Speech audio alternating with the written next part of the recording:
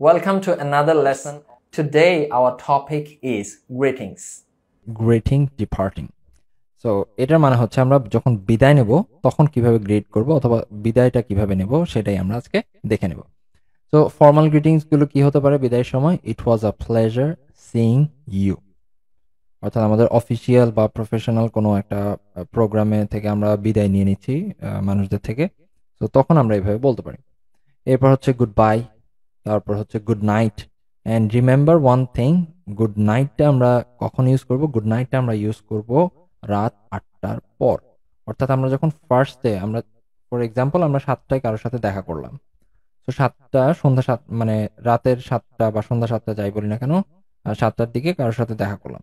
যখন শুরুতে দেখা করব তখন কিন্তু আমাদেরকে বলতে হবে গুড ইভিনিং। তার কারণ হচ্ছে আমরা তখন অ্যারাইভিং গ্রিটিংস করছি, অর্থাৎ তখন মাত্র আমার সাথে দেখা হয়েছে, কিন্তু আমি বিদায় নিচ্ছি আবার তার থেকে 7:30 ও 7:45-এ, তখন কিন্তু আবার বলতে হবে গুড নাইট।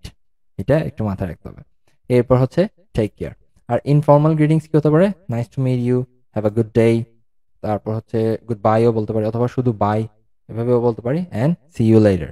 এগুলো হচ্ছে ইনফর্মাল গ্রিটিংস। তো এইবার চলে আসি আমাদের কনভারসেশন পার্টে। Remember the red lines R years. Red line অর্থাৎ রেড টেক্সটের যেই সেন্টেন্সগুলো থাকবে সেগুলো আপনাকে বলতে হবে, অ্যান্ড বাকি পার্টটা আমি বলবো। সো আমাদের এই টিউটোরিয়ালের মধ্যেই আমরা এভাবে করে অনেকগুলো কনভারসেশন, প্রায় 50টার বেশি কনভারসেশন আমরা এভাবেই প্র্যাকটিস করে ফেলবো, যাতে করে আমাদের ইংলিশটা আরো বেশি ইমপ্রুভ হয়, আমাদের জড়তাটা যাতে কেটে যায়। তো এখন আমরা দুটো কনভারসেশন প্র্যাকটিস করবো। So let's start. Oh, hello Tushar, how are you doing?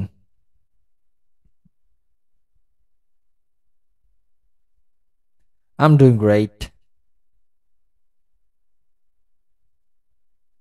Good to see you again. Well, I have to go.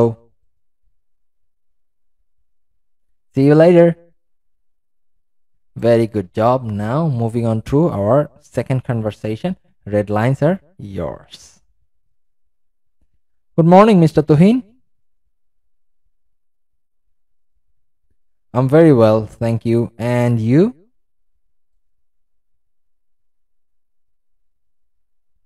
Do you have a meeting this morning?